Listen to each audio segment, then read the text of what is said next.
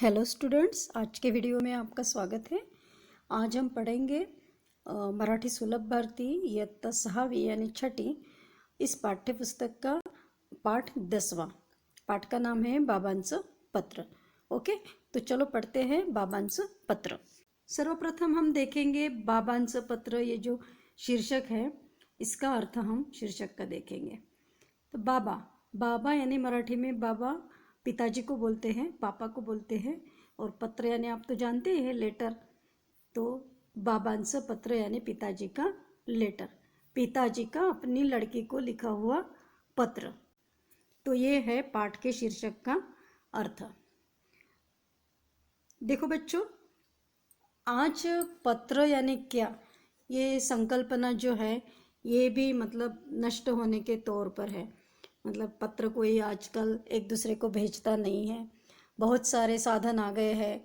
Mobile से बात हो जाती है, वीडियो कॉलिंग हो जाती है, चैटिंग हो जाती है, व्हाट्सएप से, फेसबुक से हो जाता है, ईमेल मेल वगैरह वगैरह बहुत सारी चीज़ें आ गई। तो ये पत्र की जो वैल्यू है ये कैसे कम हो गई, कम यानी बहुत ही कम हो गई है। तो इस पत्र के बारे में बहुत से बच्चे जो है वो तो जानते भी नहीं होंगे, क्योंकि पत्र ये पुराने ज़माने में लिखे जाते थे और आज पत्र बहुत कम लिखे जाते हैं। और मुझे तो लगता है कोई एक दूसरे को पत्र लिखता ही नहीं होगा आजकल, है ना। तो ये जो लेकिन पत्र ये जो है, इस पत्र की अलग ही वैल्यू है।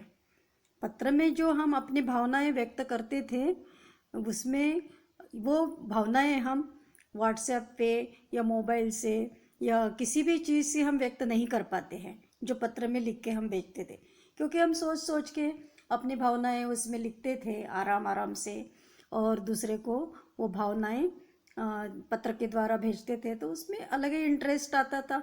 और कभी कभी और मोबाइल टेलीफोन ये सारी चीज़ें नहीं थी तो पत्र का बेसब्री से इंतज़ार करते थे। अगर कोई बच्चा माँ से दूर हो या कोई भी रिश्तेदार हो उनसे दूर हो, पढ़ने के लिए कोई बच्चा दूर गया हो, कोई नौकरी के लिए दूर गया हो, तो बिल्कुल चातक पक्षी होता है ना, उसकी तरह पत्र का इंतज़ार करता रहता था कि आज पत्र आएगा, कल आएगा। और नहीं आता था तो बड़ा निराश हो जाते थे। पोस्टमैन का तो बहुत ही मतलब पोस्टमैन का इतना इंतज़ार होता था कि अगर ये एरिया में कोई पोस्टमैन किसी का लेटर लेके आया तो ऐसे लगता था कि हाँ, मेरा पत्र होना चाहिए, मेरा लेटर हो सकता है इसके।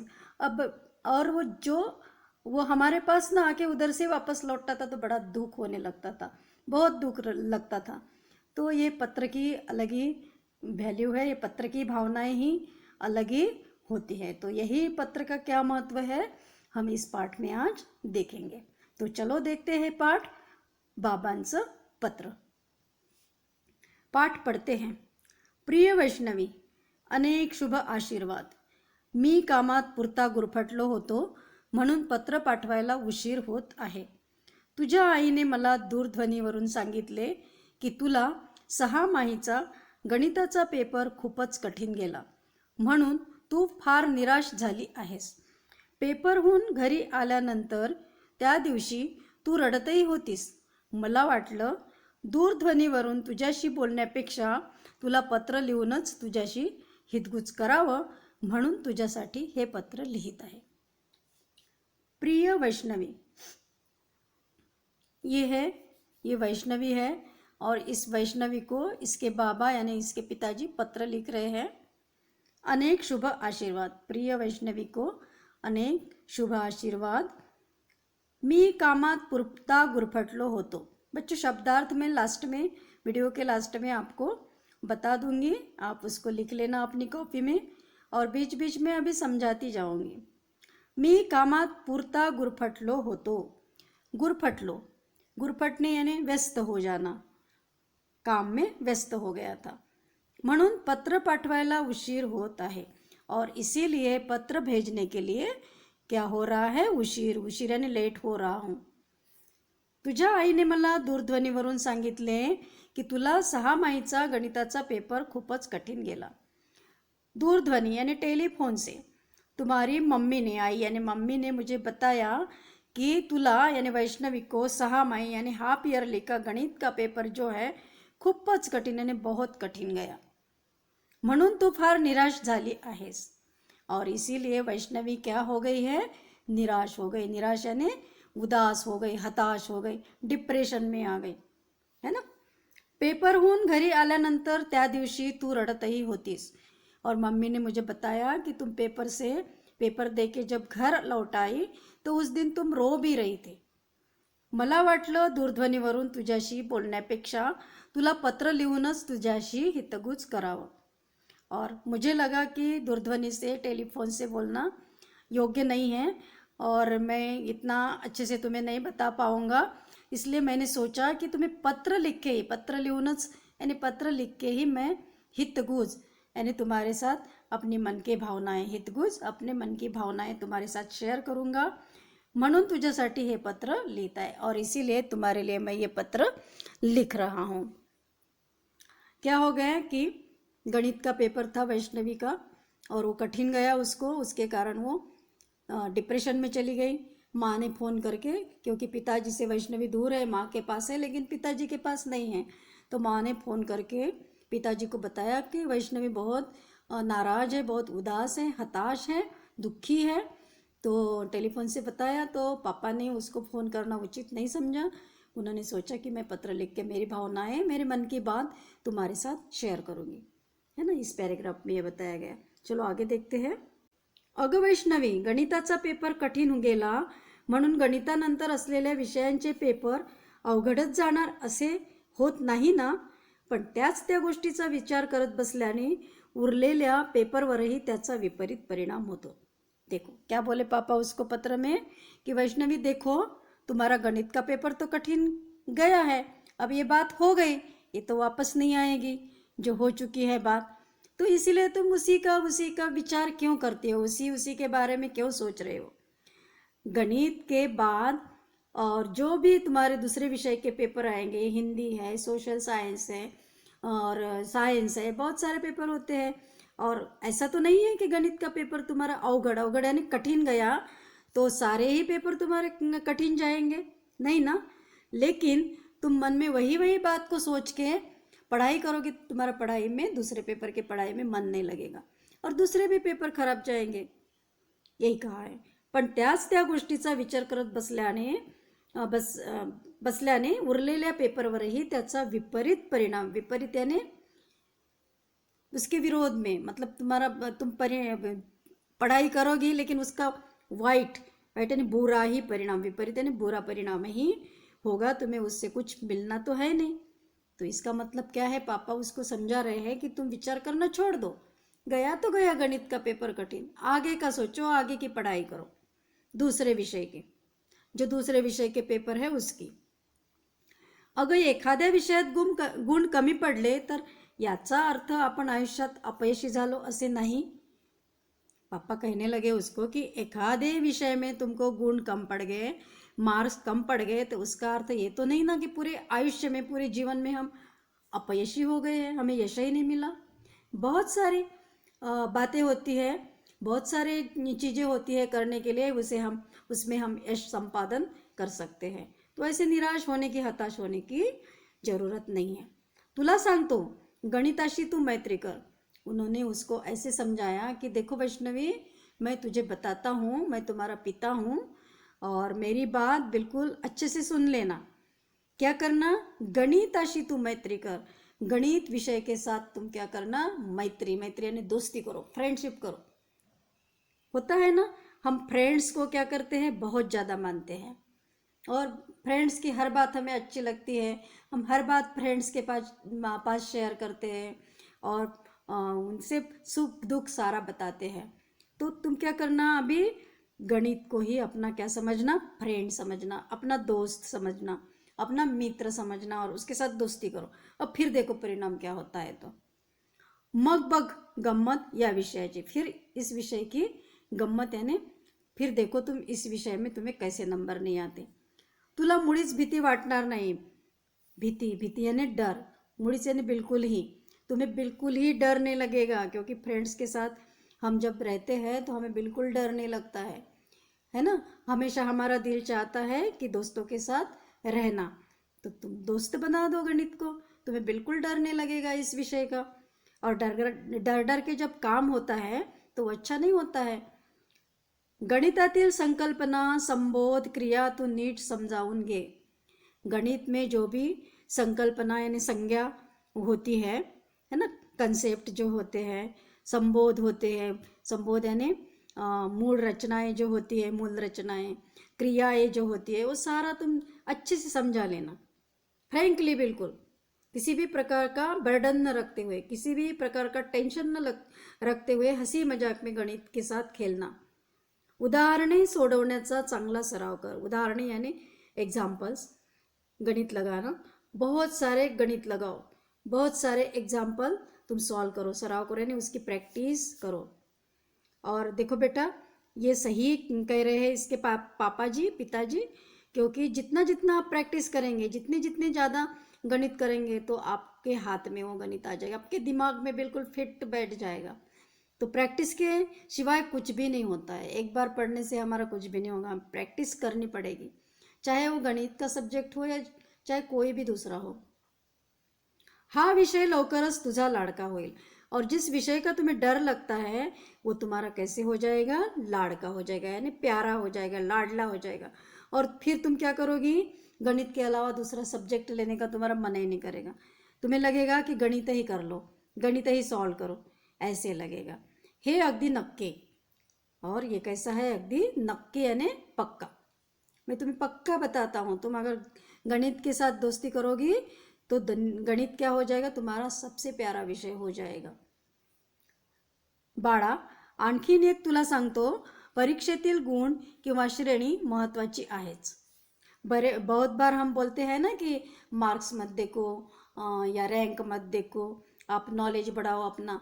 नॉलेज तो बढ़ाना ही है और रैंक को देखना नहीं, ऐसे भी नहीं, ये भी हम कहते हैं ना, वो ठीक नहीं है। अगर हमारी रैंक तभी आएगी ना जब हमारा नॉलेज बढ़ेगा, नॉलेज बढ़ेगा तभी हम पेपर अच्छे से करेंगे, और पेपर अच्छे से करेंगे तो हमारी रैंक आएंगे, हमें मार्क्स आएंगे अच्छे। तो बोल रहे कि बाळा, बाळा यानी प्रेम से बोलते हैं मराठी में बच्चों को कि बाळा, और आणखीन यानी और तुम्हें मैं बताता हूँ, परीक्षा में जो मार्क्स मिलते हैं या श्रेणी यानी गुणवत्ता जो मिलती है वो महत्त्वपूर्ण है ही, परंतु त्याहीपेक्षा आपल्या आंतरिक गुणांची वाढ करणे हे अधिक महत्त्वाचे आहे। ये लाइन ध्यान रखना, पण त्याहीपेक्षा आपल्या आंतरिक गुणांची वाढ करणे हे अधिक महत्त्वाचे आहे।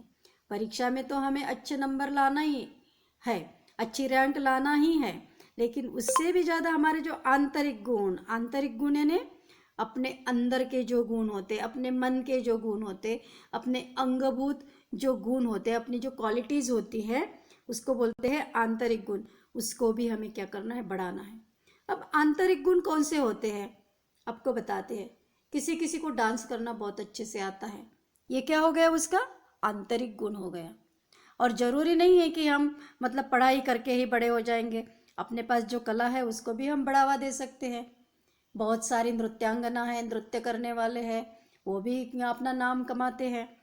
तो अपना जो आंतरिक गुण, किसी के पास चित्र बनाने की कला है, पेंटिंग करने की कला है, किसी के पास घर की साफ सफाई करने की कला है, किसी के पास किचन में अच्छा सा पकवान बनाने का आर्ट है, तो ये क्या है, हमारे आंतरिक गुण है। किसी के पास किसी को मदद करने की समाज वर्क क्या बोलेंगे, समाज सेवा करने की कला है, सोशल वर्क, ये भी हमारे आंतरिक गुण है। और इन गुणों को भी हमें क्या करना है, बढ़ाना है, इनको छोड़ नहीं देना है कि क्या करूँ, मेरे को टाइम नहीं मिल रहा है, पढ़ाई करनी है, मेरा इस विषय का अभ्यास रह गया, उस विषय की पढ़ाई रह गई, तो मैं अपना डांस नहीं कर पाती हूँ। नहीं, आप आधा घंटा 1 घंटा अपने आंतरिक गुणों के लिए, अपनी कला को साकार करने के लिए दे सकते हो। ऐसा कहीं लिखा नहीं है कि दिन रात पढ़ाई करो। तो पापा ने यही बोला कि आंतरिक गुणों को क्या करना है, तुम्हें बढ़ाना है। तो पापा बोले तू गोष्टी छान सांगतेस। तो इसके पास भी एक आंतरिक गुण है। कौन सा गुण है, गोष्टी, गोष्टी यानी कहानियाँ। तुम कहानियाँ बहुत अच्छे से बताती हो, तुम्हारे पास टैलेंट है कहानी बताने का। सबको कहानी बताना नहीं आता है, या सबको टीचिंग करना नहीं आता है। मतलब कोई भी चीज़ ले लो आप, ये सबके बस की बात नहीं है। वो हर एक के पास अपनी अपनी अलग अलग कला होती है। तो वैष्णवी के पास कला है वो कहानी बताने की।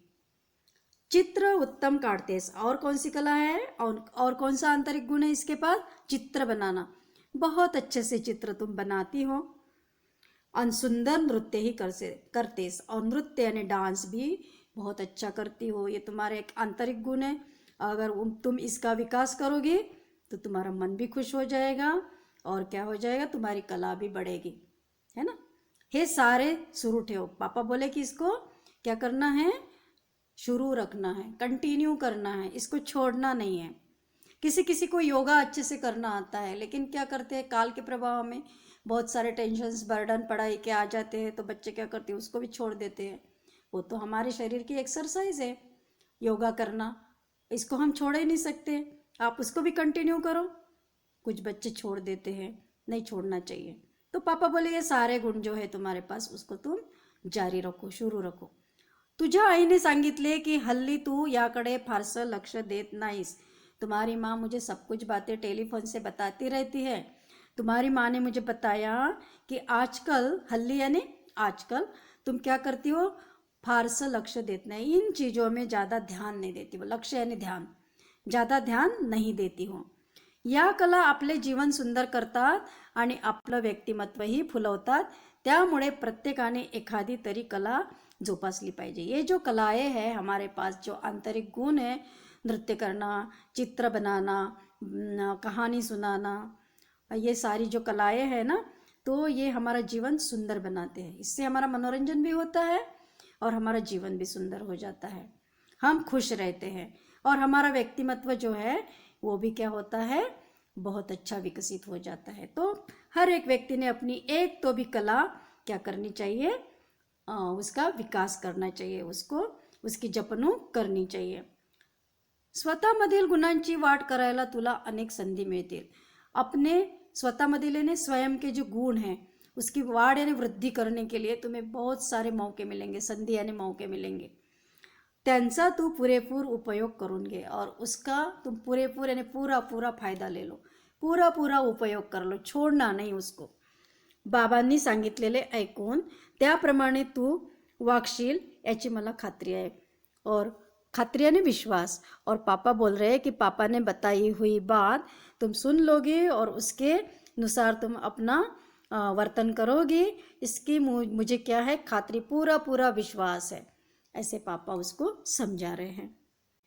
दिवाळीच्या सुट्टीत मी गावी येणार आहे, मग आपण खूप खूप मजा करू, किल्ले बांधू, कंदील तैयार करू, गप्पा मारू आणि दिवाळीचा फराळही खाऊ।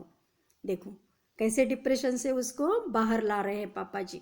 बोल रहे कि अब दिवाली की छुट्टी तो हम क्या करेंगे, खूब खूब मजे करेंगे, किले बनाएंगे, आकाश कंदील तैयार करेंगे, बहुत सारी गप्पे लड़ाएंगे, और दिवाळीचा फराळ यानी दिवाली में जो पकवान बनाते हैं, लड्डू अनारसे, महाराष्ट्र में अनारसे बनते हैं, तिल के लड्डू बनते हैं, चूड़ा बनता है, नमकीन यानी सेव बनती है, और चकली बनती है, और गुजिया, उसको करंजा बोलते हैं हम लोग, तो एक करंजा, ये सारा फराळ, फराळ यानी खाओ, ये सारा हम क्या करेंगे, खाएंगे एक साथ बैठ के।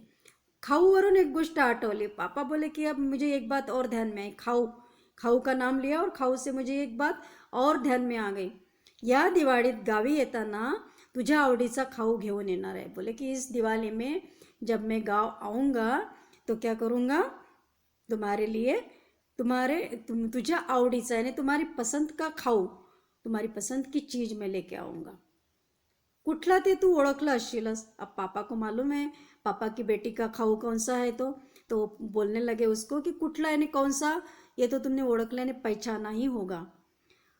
तुझा पुस्तकांचा खाऊ, तुम्हारा किताबों का खाऊ, तुम्हें किताबें बहुत पसंद है ना, तो मैं जब गाँव आऊँगा, घर आऊँगा, तो तुम्हारे लिए बहुत सारी किताबें लेके आऊँगा। गावी येताना मी तुझ्यासाठी गोष्टींची अनेक पुस्तकें घेऊन येणार आहे। देखो बच्चों, पहले है ना, पहले के बच्चे बहुत सारे कहानियों के बुक्स पढ़ते थे। अब तो मोबाइल, टीवी, कंप्यूटर में, लैपटॉप में सारा चीज़ भर गया है, तो इसकी ज़रूरत नहीं पड़ती है, पढ़ना जान पर भी आता है। लेकिन हम लोग, मैं भी पहले बहुत सारी पुस्तकें, किताबें पढ़ती थी। तो ये जिसको भी, वैष्णवी को बहुत किताबें पढ़ने का शौक़ है, गोष्टीचे कहानियों की किताबें, तो पापा बोले कि तुम्हारे लिए मैं कहानियों की बहुत सारी बुक्स लेके आऊँगा, वाचून बघतो और तुम पढ़ के देखो उसको, खूप आवडतील तुला, की बहुत पसंद आएगी तुमको, बहुत खुश हो जाओगी तुम. बरं, आता थांबतो, बाकी सारे भेटी अंती बोल. तो ठीक है, अब मैं यही रुकता हूँ, अपने पत्र को विराम देता हूँ और बाकी सब और जो बची हुई बातें हैं भेटी अंती यानी मिलने के बाद हम बोलेंगे. तो इस प्रकार के पापा देखो अपनी बेटी को, तुझे बाबा तो अपनी बेटी को क्या करते हैं, डिप्रेशन से बाहर निकालते हैं. और ये सारी बातें बहुत ज़रूरी है. एक बार बच्चा अगर डिप्रेशन में गया तो वो क्या होगा, जाएगा बाहर, नहीं निकल पाएगा. तो उनको समझाना बहुत ज़रूरी होता है. और मोबाइल से, टेलीफोन से, वीडियो चैटिंग से, वीडियो कॉलिंग से हम बच्चों को नहीं समझा सकते. तो पत्र माध्यम जो है वो बहुत अच्छा है अपनी भावनाएं व्यक्त करने के लिए. और इसी प्रकार के मुझे तो लगता है अभी भी ये पत्र लिखना क्या होना चाहिए, शुरू ही रहना चाहिए. और मैं सोचती हूँ कि जो भी गार्जियन होंगे, मम्मी पापा होंगे, वो अपने बच्चों को, बच्चे होंगे अपने मम्मी पापा को एक तो भी महीने में दूर रहते होंगे तो पत्र लिखे. और ये जो हमारा पत्र लिखने का जो रिवाज है उसको क्या करेंगे, हम चालू रखेंगे तो बहुत सारे बच्चों पे अच्छे संस्कार पड़ेंगे. बहुत सारे बच्चे इससे क्या हो जाएंगे, डिप्रेशन से भी दूर रहेंगे और सुधरे, अपने जीवन में सुधार भी ला सकते हैं. तो बच्चों, आज के वीडियो में हमने बाबांचं पत्र ये पाठ समझ लिया है. आशा करती हूँ कि आपको समझ में आया होगा. अब हम देखते हैं इसके शब्दार्थ. पूर्ता यानी पूर्णता, गुरफटलो यानी व्यस्त हो गया, दूरध्वनी यानी टेलीफोन, निराश यानी हताश, हितगुज यानी मन की भावना, अड़चन यानी कठिनाई, विपरीत यानी बुरी, अपयशी यानी अयशस्वी, संकल्पना यानी संज्ञा, संबोध यानी मूल रचना, क्रिया यानी गणित की रीत, सराव यानी अभ्यास, श्रेणी यानी दर्जा, आंतरिक गुण यानी मन का गुण, वाढ यानी बढ़ना या अधिक, हल्ली यानी आज की घड़ी में, व्यक्तिमत्व यानी स्वभाव की गुण वैशिष्ट्य, पुरेपूर यानी पूरा पूरा, खात्री यानी विश्वास, फराळ यानी खाने की चीज़ें. और इसमें जो फराळ एक चीज़ आई है वो किताब वगैरह, वो भी क्या होता है, फराळ, वो अपनी बेटी के लिए बोल रहे हैं. भेटी अंती मिलने के बाद. तो बच्चों, यहाँ हमने शब्दार्थ देख लिए हैं, कठिन शब्दों के हिंदी में अर्थ. और आशा करती हूँ कि बाबांचं पत्र पाठ आपको पसंद आया होगा, समझ में आया होगा. अगले वीडियो में देखेंगे इसका स्वाध्याय. Thank you.